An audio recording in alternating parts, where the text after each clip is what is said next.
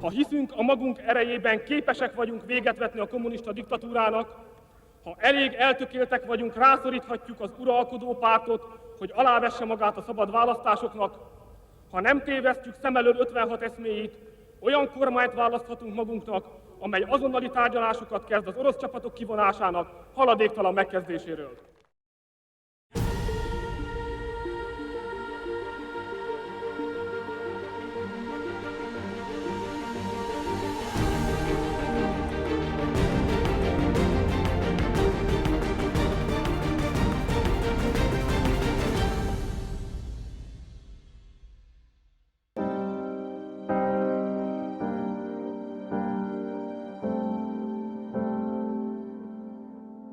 On June 16, 1989, a 26-year-old young man made a speech on Heroes Square, Budapest.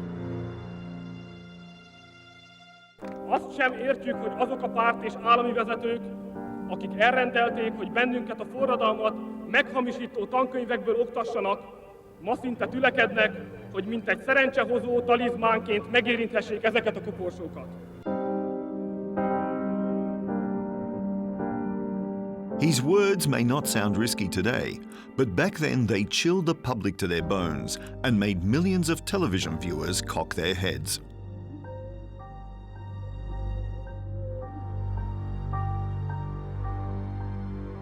Ha hiszünk a magunk erejében, képesek vagyunk véget vetni a kommunista diktatúrának, ha elég eltökéltek vagyunk, rászoríthatjuk az uralkodó pártot, hogy alávesse magát a szabad választásoknak, ha nem tévesztjük szem elől 56 eszméjét, olyan kormányt választhatunk magunknak, amely azonnali tárgyalásokat kezd az orosz csapatok kivonásának haladéktalan megkezdéséről.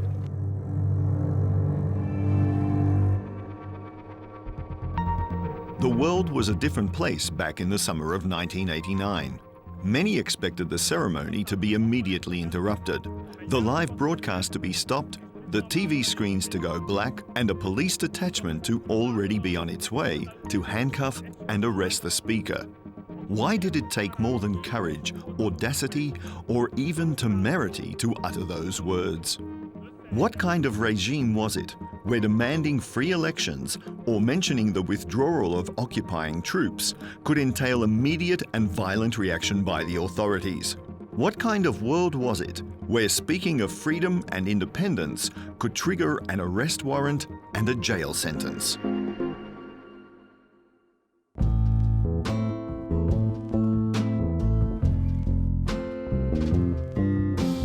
Hungarians born in the 1980s can hardly remember what everyday life under the dictatorship was like. They grew up in a democracy where free speech is natural, where they can make decisions about their future via free elections and travel wherever and whenever they want. They perhaps cannot even imagine what a liberating feeling it was to hear for the first time in their region what Viktor Orbán said on Heroes Square, and what they had yearned so long to utter. We want to be free. Yes, we want to be free.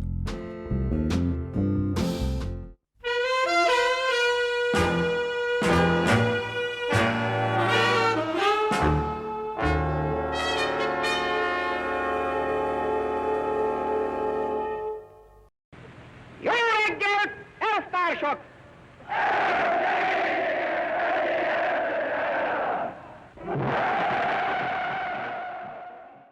Questions and answers At that time, they had been living under Soviet-imposed communist oppression for almost half a century, just like the other East European countries occupied by the Soviet Union after World War II. The communist regime persecuted by fire and sword everything that Hungarians valued and held in esteem, anything that linked them to their past or to their roots. In the ideal communist society, there was no room for nations, traditions, religion or faith, nothing but the ever-changing truths proclaimed by the party. Communist rule deprived people of their private property, as well as of the freedom of thought, speech and movement. People were discriminated against according to their origins and social positions. Under the pretext of equality, hundreds of thousands of Hungarians were deprived of a livable future at school, at their workplaces, and in their careers. Many citizens, persecuted in their homeland, were left with no other choice than to escape and start a new life in the countries of the free world. But the communist powers deprived them of even that option by creating one of the most frightening and at the same time most sincere structures of the 20th century, the Iron Curtain. Borders were closed hermetically, leaving citizens no chance to escape. The Iron Curtain spread no lies about freedom, equality, or fraternity. It was erected to prevent people from fleeing and to remind them day by day that they were at the mercy of communist terror. It taught them that they were supposed to toe the party line and that they were just links in a chain. The kind of life imposed upon Hungarians became unbearable to the point of sparking a revolt in 1956, during which they defied an overwhelmingly powerful enemy in a desperate attempt to attain freedom and independence. And although the Hungarian freedom fighters were defeated by the Soviet Union in the ensuing bloodbath, the invaders never again felt safe in Hungary, and after a period of merciless reprisals, tried to turn a friendly face toward the Hungarian people.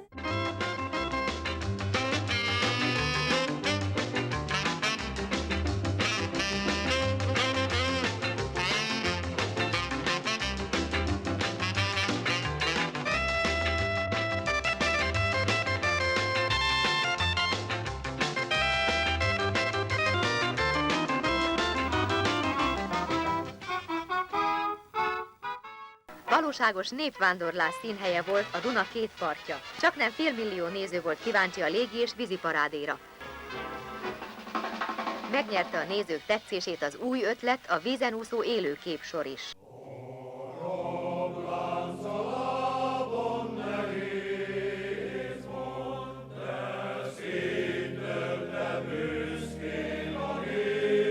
Hungary is sometimes still described as the merriest barrack of the Soviet camp.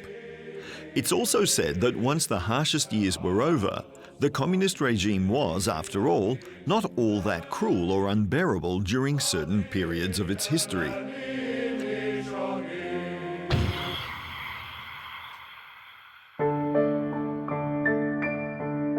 Those who say this tend to forget that communism preserved its terrorist and inhumane aspects right up to the very end. In a single-party dictatorship that never ceased to keep an eye on citizens' private lives, and which was supported by a nationwide network of informants and an occupying foreign army, free elections were out of the question.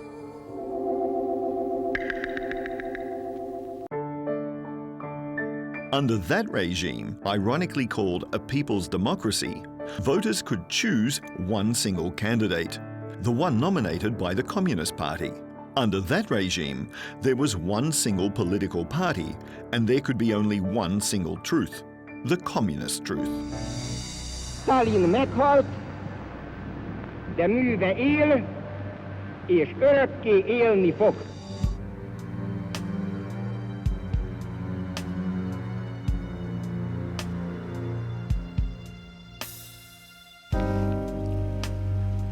Tisztelt kongresszus, kedves elvtársak! Erősödött a szocialista társadalmi rend, növekedett hazánk, a Magyar Népköztársaság nemzetközi tekintélye.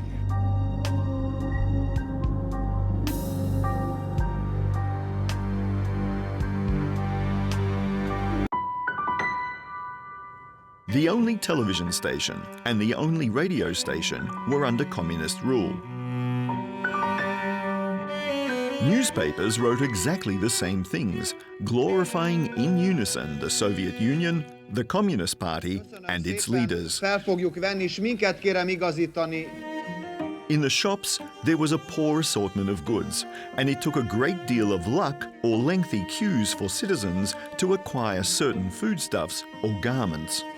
Not to mention the shortages, uniformity and poor quality so characteristic of a planned economy. To obtain a Trabant, Wartburg or Lada car, people had to pay in advance and then wait, sometimes even up to 10 years.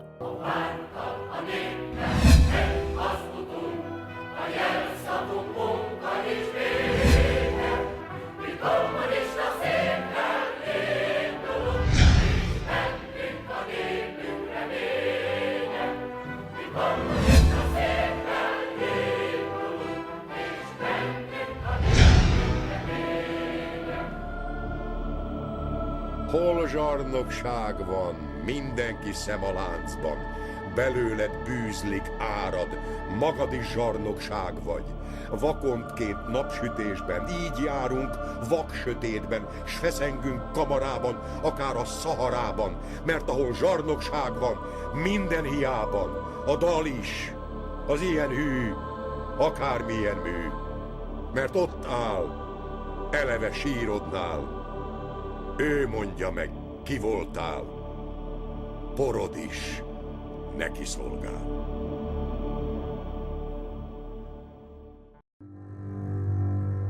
The young speaker was not arrested because of his speech, either on that day or later. Those words, uttered during the reburial ceremony of Imre Nagy, the Prime Minister executed after the 1956 revolution had been crushed, made it clear for everyone that along with the martyr Prime Minister and his executed comrades, communism too was properly buried on that summer day. The masses of secret agents observing the participants did not intervene. The deployed police force was not ordered to break up the crowd or to arrest the troublemakers. That was the start of the countdown.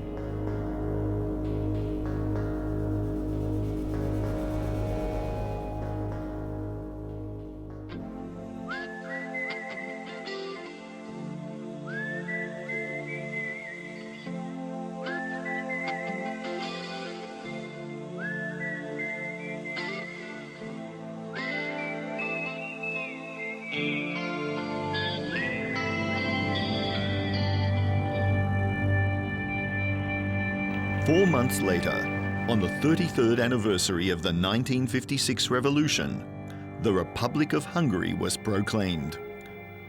Honfitársaim, magyarok a nagyvilágban, a mai naptól 1989. október 23-ától országunk államformája és neve Magyar Köztársaság.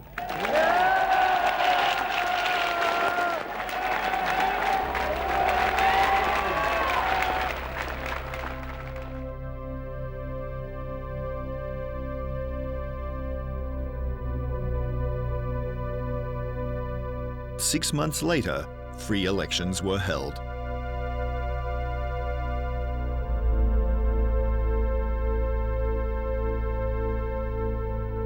Ennek a választásnak nem mi vagyunk az igazi győztesei, that we are not the real winners of this election, hanem a magyar nemzet. but the Hungarian.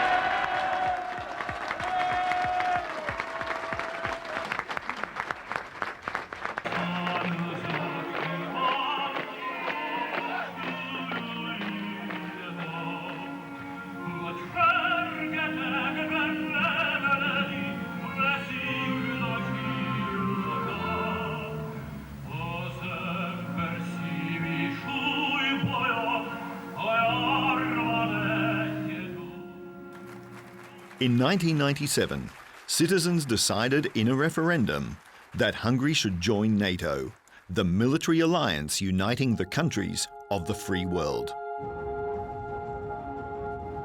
And in 2004, Hungary became a member of the European Union. The people of Hungary made all that happen together. It is a success shared by all. What they had dreamt of, what they had fought for, came true at last. They became free and independent.